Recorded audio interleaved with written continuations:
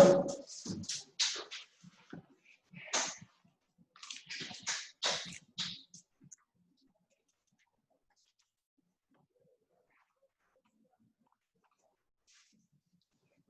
students. So today's class is a continuation of yesterday, whatever we completed. Drugs which are used in the treatment of herpes infections. And today we will discuss about the drugs which are used in the treatment of influenza and hepatitis B and hepatitis C. So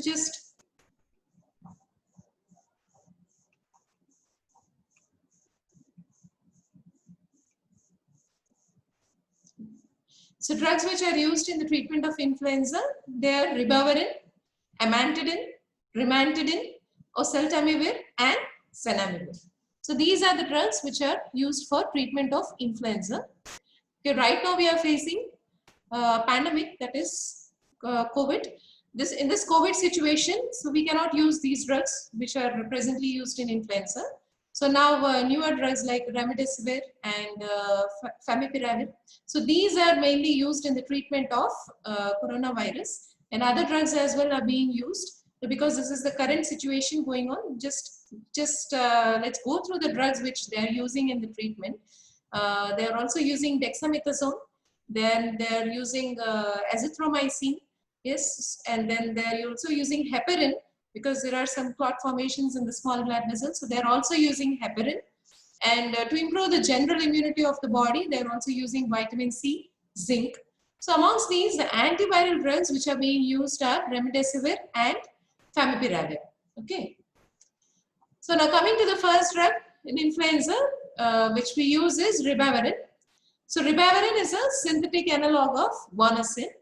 Then this has a broad spectrum antiviral activity. It covers a number of influenza virus, influenza A and B, then respiratory syncytial virus in children only, and many other DNA and double-stranded RNA virus. So it has a very broad spectrum.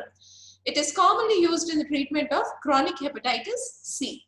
So this, when we see the drugs used in the treatment of hepatitis C, there you can see that the antiviral drug which is used there, it is used in combination with ribavirin. So oral ribavirin is commonly used in the treatment of chronic hepatitis C.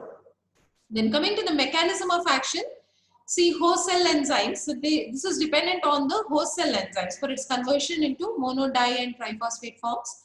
So the host cell enzymes, they convert ribavirin to its mono, di and triphosphate forms. So here these mono and triphosphate derivatives, they intracellularly deplete the nucleotide reserves and inhibit the viral RNA synthesis. So they deplete the nucleotide reserves and inhibit the viral RNA synthesis. That is the mechanism of action. So oral bioavailability is 50%. It has poor penetration into the CNS and it is partly metabolized and eliminated. It accumulates in the body on daily dosing. Its plasma half-life is 9 to 10 hours. Then adverse effects are anemia, hypertension, deterioration in the cardiac function. So you can see here ribavirin is contraindicated in pregnancy because it is teratogenic, and worsening of respiration in patients with COPD. So these are the adverse effects. So anemia, hypertension, deterioration in the cardiac function, teratogenic, and worsening of respiration in patients with COPD.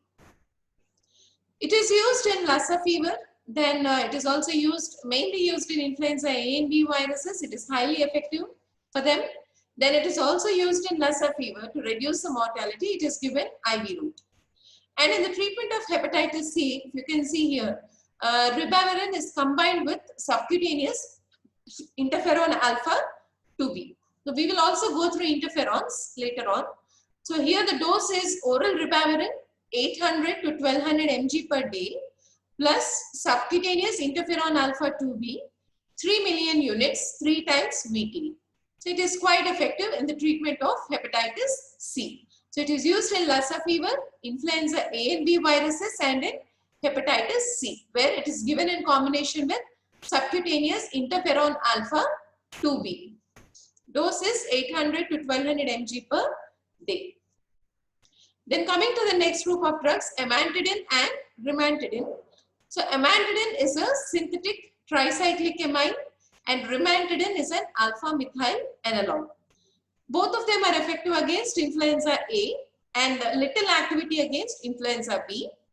Then what do? They inhibit. So if you remember the steps in viral replication, so there is an uncoating step which is happening. So they inhibit the uncoating of influenza A viral RNA within the infected host cell. Then one more action is they precisely inhibit the viral M2 protein. So this M2 protein, we see it in RNA viruses. So what is the action of M2 protein? It allows the influx of H+ ions into the virus particle and it promotes the dissociation of the ribonucleotide protein segment. So they inhibit the viral M2 protein and inhibit and prevent H+ mediated dissolution of RNP core segment. See, influenza B contains a different protein. So that M2 protein is present mainly in influenza A. So that is why they are quite effective against influenza A rather than on influenza B.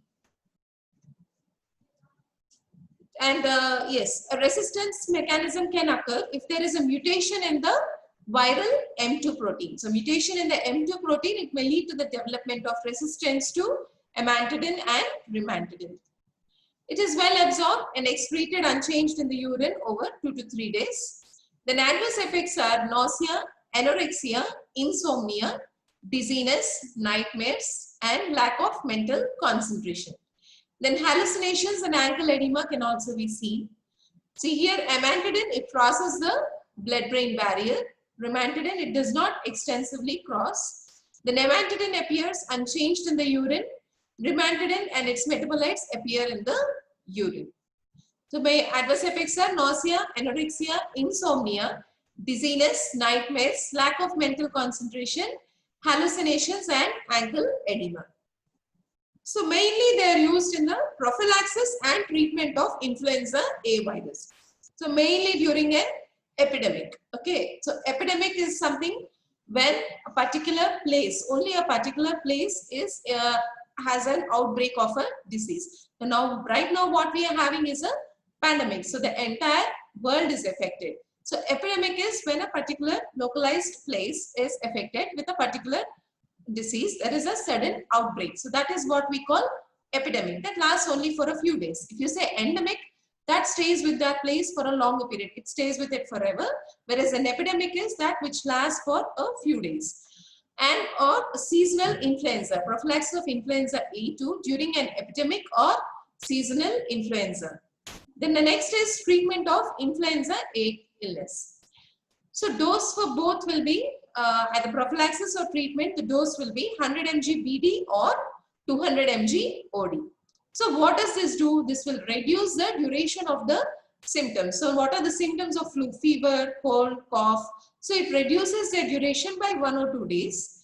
And nowadays resistance has developed to these drugs, so they are not used commonly. Then one more additional use for amantadine. This you must have gone through when the CNS topic Parkinsonism is discussed. So here the antiviral drug amantadine has a role in Parkinson disease. Then coming to oseltamivir and zanamivir. So these are they are neuraminidase inhibitors. So do you remember when neuraminidase has occurred in the replicative cycle where we have discussed, particularly for RNA viruses, to get released into the host body from the host cell, budding occurs and the release of virus is facilitated by the neuraminidase enzyme. So this neuraminidase enzyme, it facilitates the release of virus from the host cell.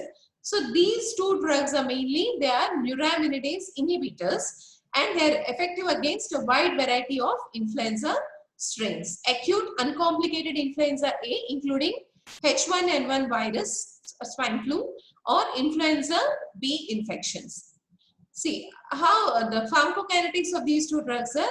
Oseltamivir, it is given orally, then it is converted by the hepatic esterases to oseltamivir carboxylate. It has a bioavailability of 80%. So oral bioavailability is good. Then T half is 8 hours and it is eliminated mainly in the urine. Then coming to zanamivir, the oral bioavailability is only 5% and it is administered by a disc inhaler. T half is 3.5 hours and it is excreted in the urine. See the mechanism of action. So these are neuraminidase inhibitors. So release of the progeny from the infected cell is inhibited and the spread of virus in the body is decreased. Mainly used in the prophylaxis and treatment of influenza A, swine flu, bird flu and influenza B. So dosages, so they are different for oseltamivir and zanamivir. For oseltamivir, it is 75 mg BD orally for treatment and 75 mg OD for prevention. So prevention, it will be an OD dose, whereas for treatment, it will be a BD dose. So 75 mg OD for prevention, 75 mg BD orally for treatment. Then zanamivir, 10 mg OD for prevention and 10 mg BD inhalation for treatment. So zanamivir is given by a disc inhaler. So it is given through the inhalational route, whereas oseltamivir is given orally. Side effects of oseltamivir are nausea, vomiting, vertigo, seizures, and there is aggravation of diabetes if the person is diabetic. Then zanamivir, because it is taken through the nasal route, adverse effects will be related to that: bronchospasms, nasal discomfort, and bronchoconstriction. So the dosages are once again zanamivir 10 mg OD for prevention, 10 mg BD inhalational for treatment, oseltamivir 75 mg OD orally for prevention and 75 mg BD orally for treatment. Adverse effects mainly related to the nasal route, nasal discomfort, bronchospasm and bronchoconstriction for zanamivir, and oseltamivir it is nausea, vomiting, vertigo, seizures and aggravation of diabetes. Then these are the last group of drugs in drugs for influenza, peramivir and laninamivir.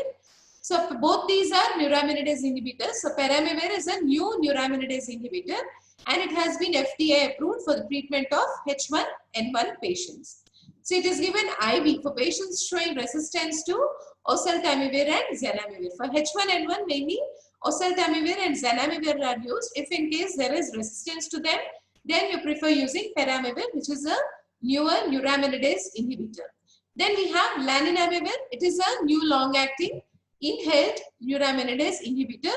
So this is also used for cases showing resistance to oseltamivir and zanamivir.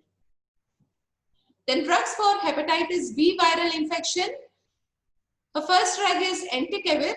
So this is an orally effective guanosine nucleoside analog that inhibits the viral DNA polymerase. So this drug mainly inhibits the viral DNA polymerase and it prevents the viral DNA replication to occur. Then it is used for the treatment of patients with chronic hepatitis B in adults with or without AIDS. Okay, so mainly used in the treatment of chronic hepatitis B. So if you remember the names of the drugs which come under hepatitis B, you can write the common uses. They are used in the treatment of chronic hepatitis B. Oral bioavailability is 100% and see the bioavailability is quite good through the oral route. Then half-life is 15 hours and adverse effects are headache, fatigue, nausea and dizziness. So mainly it acts by inhibiting the viral DNA polymerase and prevents the viral DNA replication. Then the next drug is telbivudine. So this is a thymidine nucleoside analog. It is converted to its triphosphate form that inhibits the hepatitis B again viral DNA polymerase. So same mechanism, it inhibits the viral DNA polymerase, but it is its triphosphate form that is inhibiting the viral DNA polymerase. So this is a thymidine nucleoside analog. The side effects are elevation in creatinine kinase, headache, nausea and vomiting.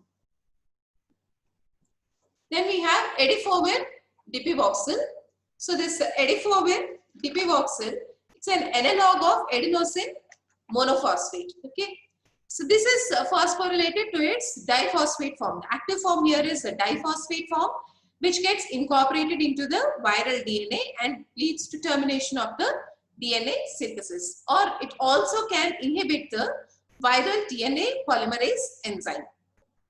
Oral bioavailability is 40 to 60% and it is excreted unchanged in the urine. It is used in the treatment of chronic hepatitis B again, and also in lamivudine resistant cases of HBV, that is hepatitis B virus. Plasma half-life is 7 hours. So it is activated to its diphosphate form, phosphorylated to its diphosphate form that gets incorporated in the viral DNA and prevents its replication, and also it competitively inhibits the viral DNA polymerase enzyme. So it is mainly used in chronic hepatitis B and lamivudine resistant cases of hepatitis B. Adverse effects are sore throat, headache, weakness, abdominal pain and flu-like syndrome.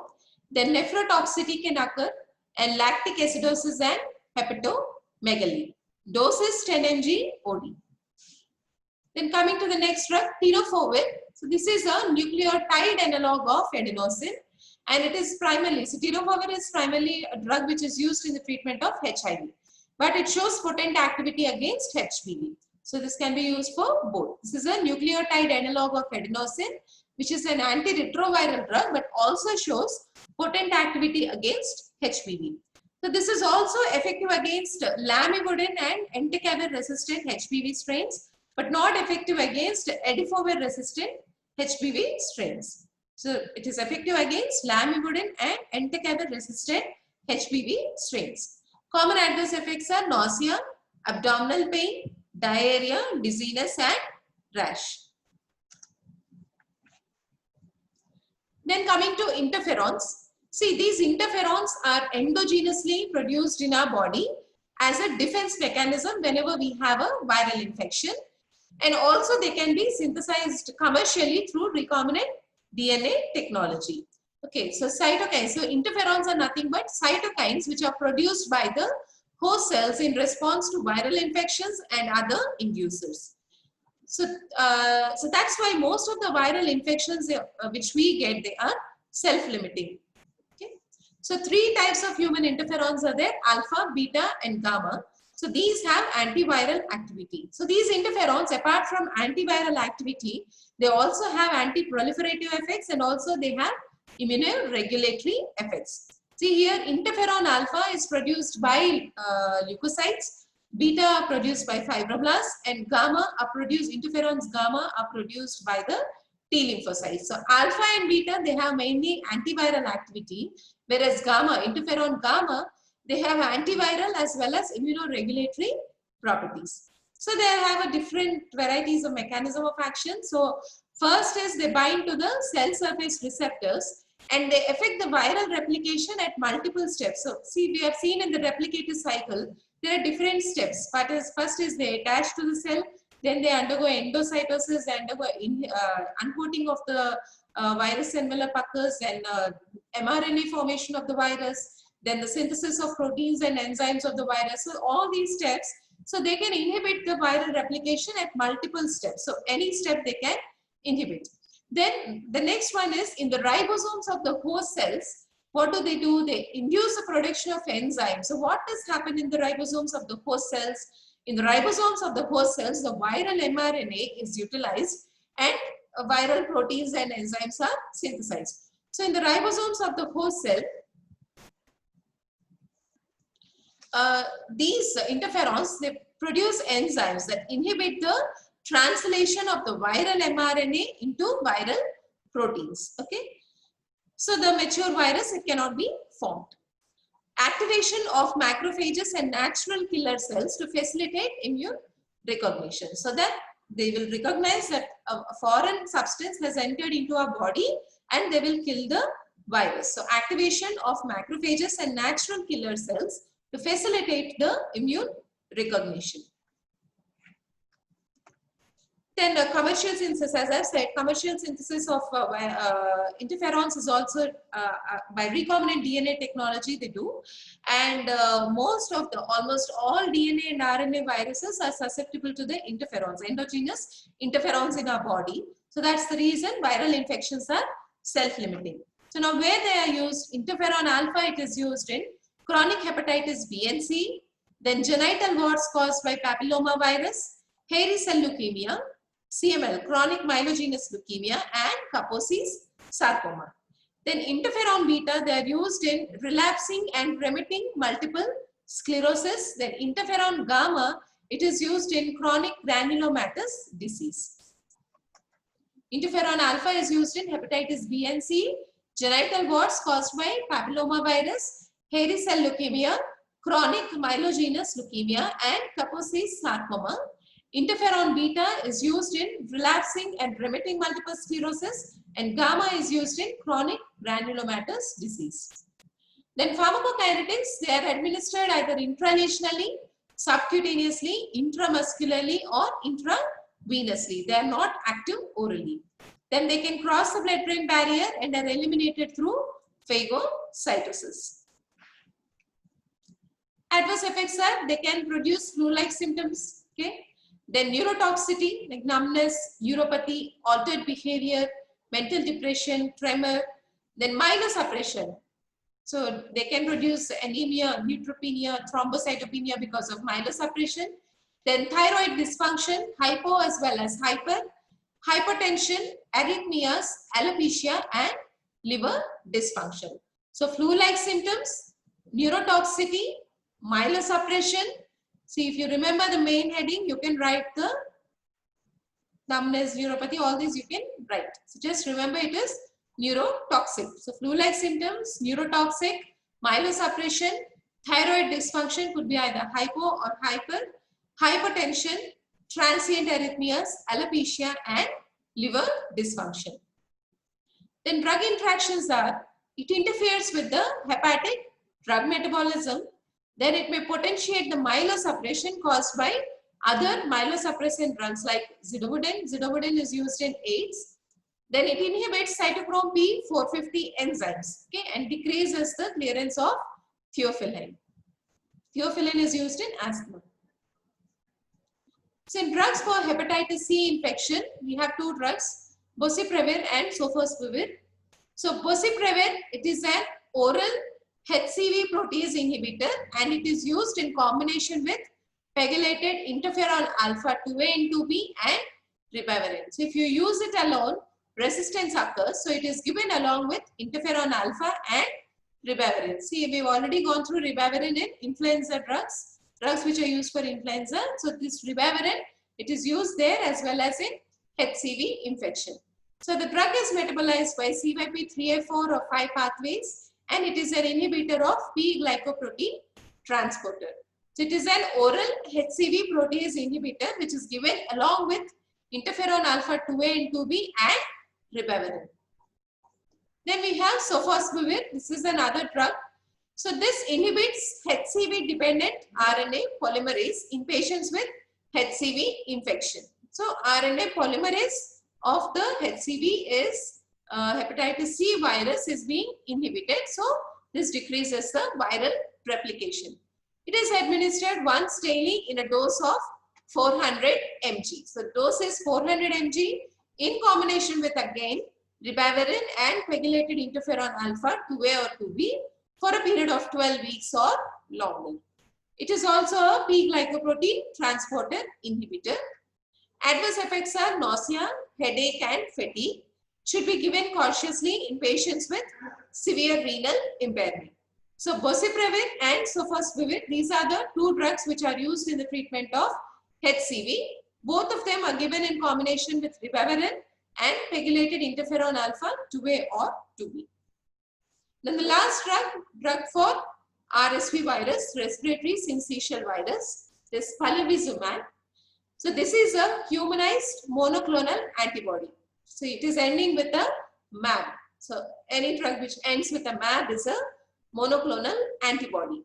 So it is a humanized monoclonal antibody directed against the highly specific antigenic site which is present on the surface of the respiratory syncytial virus. So monoclonal antibody directed against the, and it's an antibody, so it is directed against the antigenic site present on the respiratory syncytial virus. So it neutralizes the RSV, it neutralizes the respiratory syncytial virus and inhibits its fusion with the host cell membrane.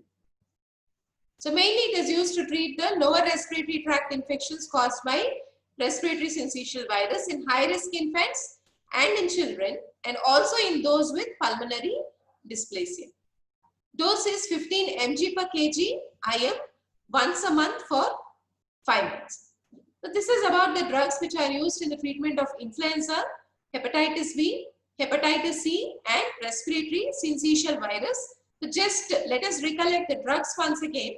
Drugs which are used in the treatment of herpes and CMV infections or varicella zoster virus infections. They are, yes, starting with acyclovir, valacyclovir, ganciclovir, valganciclovir, penciclovir, famciclovir, okay, and then we have idoxuridine, trifluridine, cidofovir, foscarnet and fomivircin.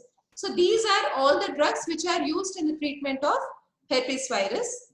Then coming to the drugs which are used in the treatment of influenza, that is ribavirin, amantadine, rimantadine, oseltamivir, zanamivir, peramivir and laninamivir. Then drugs which are used in the treatment of hepatitis C are boceprevir, sofosbuvir.